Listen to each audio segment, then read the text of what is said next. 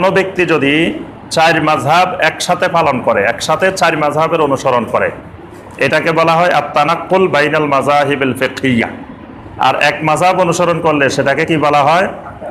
আত-তাকলিদ। সেটাকে তাকলিদে শাখসি বলা হয়।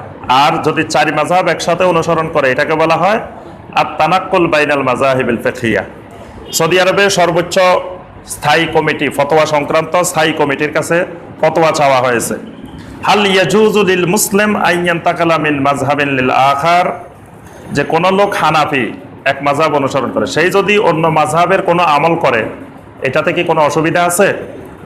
মাসালু আন ইয়াত্তাবিআল মাযহাবুল মালিকি মাররাতান, কোন মাসালায় সে মালিকি মাযহাবকে অনুসরণ করে, ওয়াল মাযহাবুল হাম্বলি মাররাতান উখরা, কোন মাসালায় হাম্বলি মাযহাব অনুসরণ করে, সুম্মা ইয়াউদু ইলাল মালিকি, আবার আরেক মাসালায় মালিকি অনুসরণ করে, কোন মাসালায় হানাফি অনুসরণ করে, আবার কোন মাসালায় শাফি অনুসরণ করে, কোন মাসালায় মালিকি অনুসরণ করে। এইরকম করলে এটা শরীয়তের দৃষ্টিতে কোনো সমস্যা আছে কি না?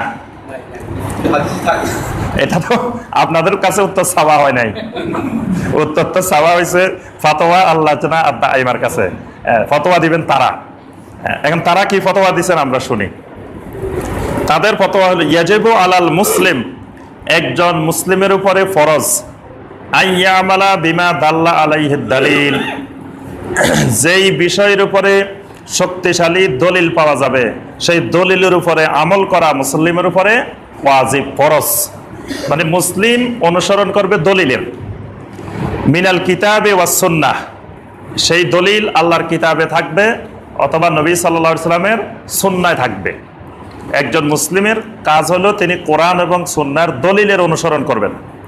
সাওয়াআন ওয়াফাকাল মাযহাব আল্লাযী ইউনতাসাবা ইলাইহি, সেই দলিল যেই মাযহাবের সাথে তিনি সম্পৃক্ত সেই মাযহাবের সাথে মিলুক, আওলাম ইউয়াফিকহু, অথবা না মিলুক।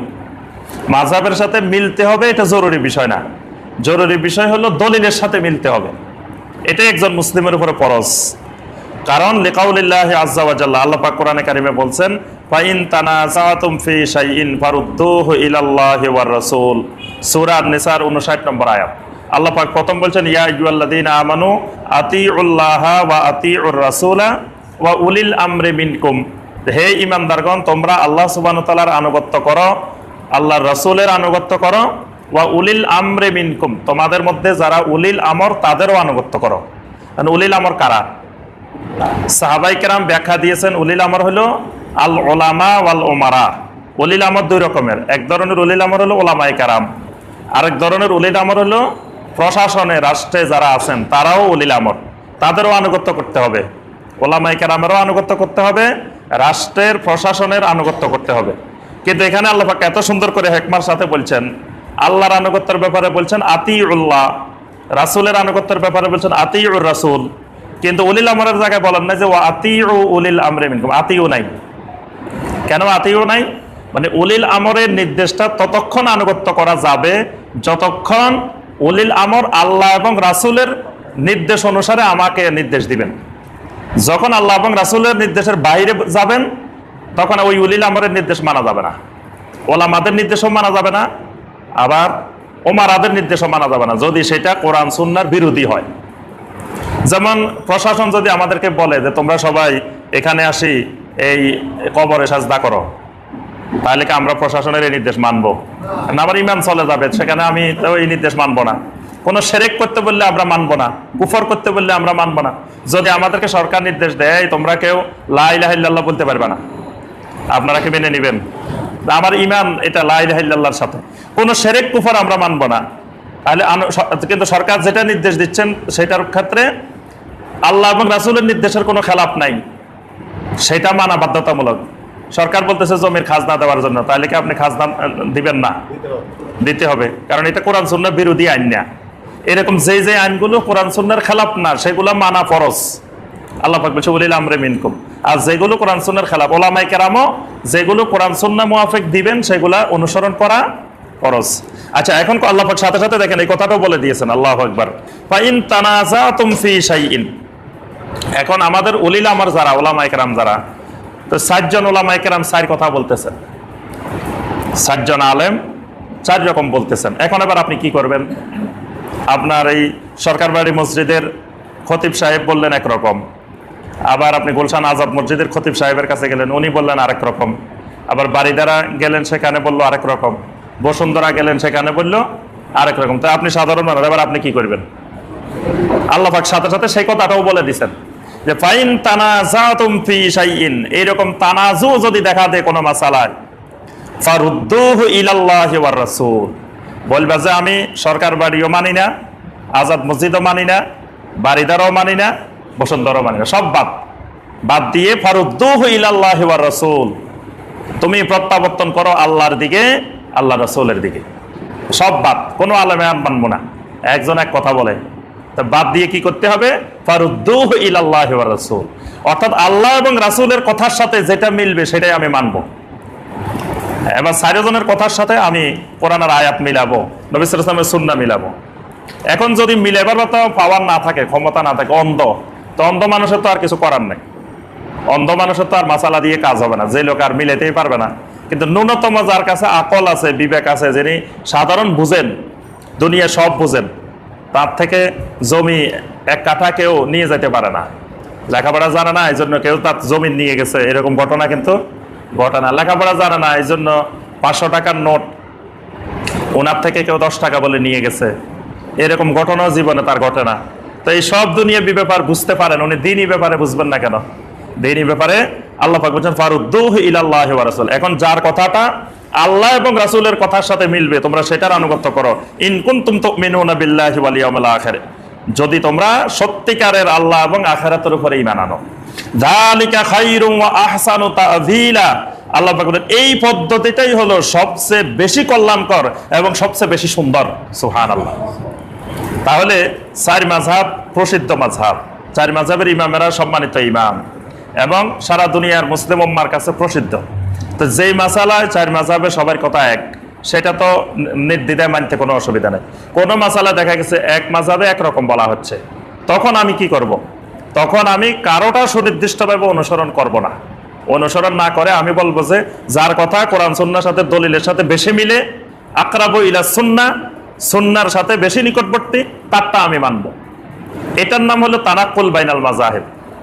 তো ওনারা বলতেছেন যে এই অনুসরণটা আবার করতে হবে ইত্তেবাউল হক, লি ইত্তেবাইল হক, মানে এই ক্ষেত্রে খেয়াল রাখতে হবে একটা মানে মূল যে পয়েন্টটা, সেটা হলো এই 4 মাযহাব অনুসরণ করবেন কেন, দরকারটা কি? যদি কেউ বলেন যে আমি একটাই মানবো, 4টা দরকার কি? 4টার দরকার হলো লি ইত্তেবাইল হক, হকের ইত্তেবা করার জন্য, যে আমি সবচেয়ে সহিটা, সবচেয়ে বিশুদ্ধটা আমি অনুসরণ করব। এই জন্যই এই তানাক্কুলে যাওয়া, না হয়তো থাকলেই হয়। কিন্তু খেয়াল রাখতে হবে লি ইত্তেবাইল হাওয়া করা যাবে না, মানে প্রবৃত্তির অনুসরণ করা যাবে না। যে 4 মাযহাব অনুসরণ করলাম একসাথে, যে মাযহাবে যেটা সুবিধা সহজ সেটা আমল করলাম, কঠিনটা বাদ দিয়ে দিলাম। যেই মাযহাবে গেলে সুবিধা, যেমন তালাকের মাসালা দরকার, তালাকের মাসালা হানাফি মাযহাবে খুব কঠিন, হানাফি মাযহাবে একসাথে 3 তালাক দিলে 3 তালাকে প্রযোজ্য হবে। এখন আমি খুঁজতে থাকলাম যে এই মাযহাবে তো খুব কঠিন, এখন কোন মাযহাবে গেলে 3 তালাক দিলে 1 তালাক হবে। এখন আমি যদি শাফি মাযহাবে যাই তো 3 তালাক দিলে 1 তালাক হবে। তো এই জায়গায় সুবিধার জন্য যদি আমি শাফি মাযহাব ফলো করি তাহলে ইমানে চলে যাবে, আমও যাইব, সালাও যাইব, সব যাইব, মানে ভালোর জন্য, ইত্তেবাউল হকের জন্য, মানে সহি সুন্নাহর অনুসরণ করতে গিয়ে তার ইমানে হারা হয়ে যাবে। যদি ইত্তেবাউল হাওয়া থাকে, হাওয়ার ইত্তেবা থাকা যাবে না। এই ক্ষেত্রে শর্ত হলো ইত্তেবাউল হক, হক অনুসরণ করার জন্য। আর যখন আপনি এই 4টা মতের মধ্যে সবচেয়ে সহিটা আকরাবু ইলা সুন্নাহ, যেটা সুন্নাহর সাথে বেশি মিলে, সেটা অনুসরণ করবেন, তখন সবগুলা অনুসরণ হয়ে যাবে। এটা বুঝছেন কথাটা? মানে এক মাসালায় 4 মাযহাবের দলিল 4টা হাদিস, এখন আপনি দেখবেন যে কোন হাদিসটা বেশি শক্তিশালী, সেই শক্তিশালীটা যদি আমল করেন তো দুর্বলগুলোর উপরও আমল হয়ে যাবে। কথাটা বুঝতে পারছেন?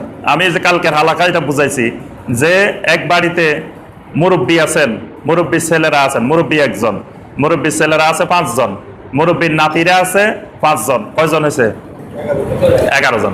এখন আপনি একটা খাওয়ার অনুষ্ঠান করতেছেন, যে আবাদ দিতেছেন, তো এখন আপনি চিন্তা করতেছেন 11 জনকে তো দাওয়াত দিতে পারবেন না, আপনার সীমিত, তো দাওয়াত দিবেন, চিন্তা করতেছেন প্রতি বাড়িতে 1 জন, তো ওই বাড়িতে কাকে দাওয়াত দিবেন?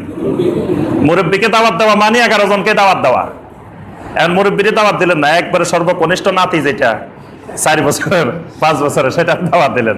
সেটারে দাওয়াত দিলে কি সবারই দাওয়াত দেওয়া হবে?